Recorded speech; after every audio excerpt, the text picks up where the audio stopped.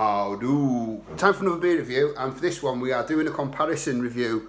So this is Punk IPA, Brewdog's flagship IPA, versus their brand new beer, Double Punk, which is Double Punk IPA. So this is a review to see whether they've upped it. Is the new beer better than the original, the flagship? Is it on a par? There are lots of reviews for this online.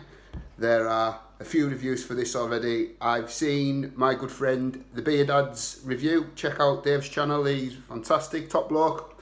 And let's see what we get. So, little bit beforehand, this is a beer I've had many a time. It's my wife's favourite beer. There's usually lots of it around the house, and it's probably the beer that I drink most in a 12-month rolling year.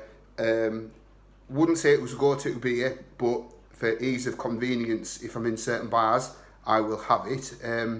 We do spend a lot of time in Brewdog bars. We try to get a lot of them around Europe, and I don't tend to drink it a lot in the bars. I go for guest ales normally, but if I'm in a pub that has this on its regular tap, if there's nothing in that tickles my fancy, I tend to drink a lot of it. This, on the other hand, is a first for me. I've never had it. I would have had it up on the channel yesterday, but Hermes were Hermes, so we're having it today.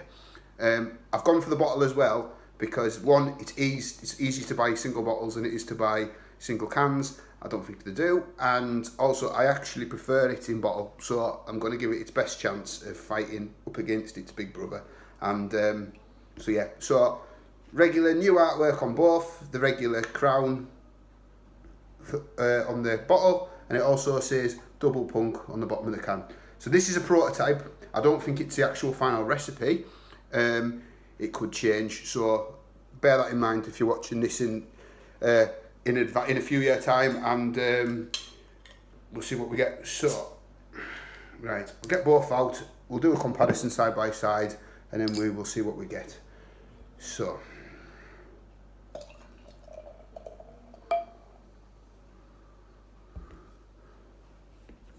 just bear with me. Right, so that's Punk.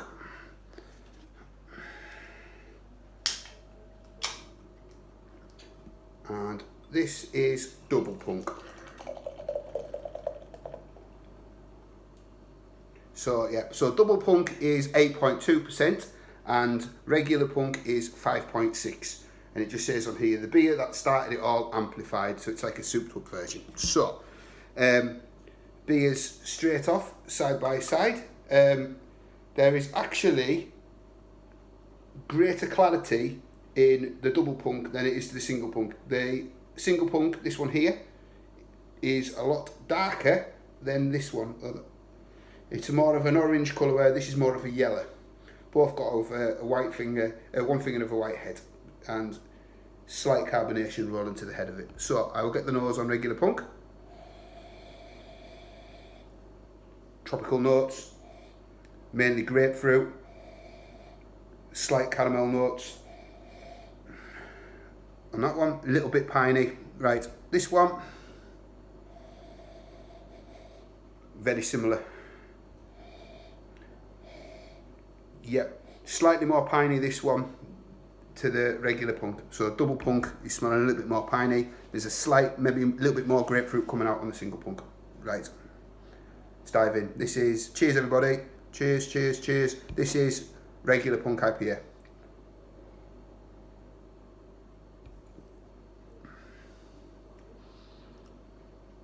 Yep, so it's a light-bodied, medium carbonation. It's got a soft lingering bitterness finish, grapefruit and piney and slight toffee caramel notes. So it's mainly grapefruit, a little bit of piney finish, soft caramel notes through it. I've always liked Punk IPA.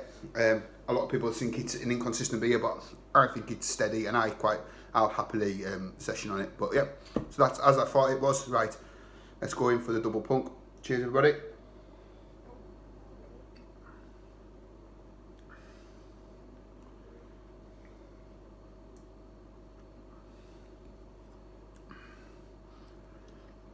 Ooh, right, so that has a bigger hot burn. It's got quite a big hot burn on the finish, on the back of the throat going into my stomach. There is the bitterness is pretty much on a par, and there is maybe a slightly more pronounced grapefruit flavour with this.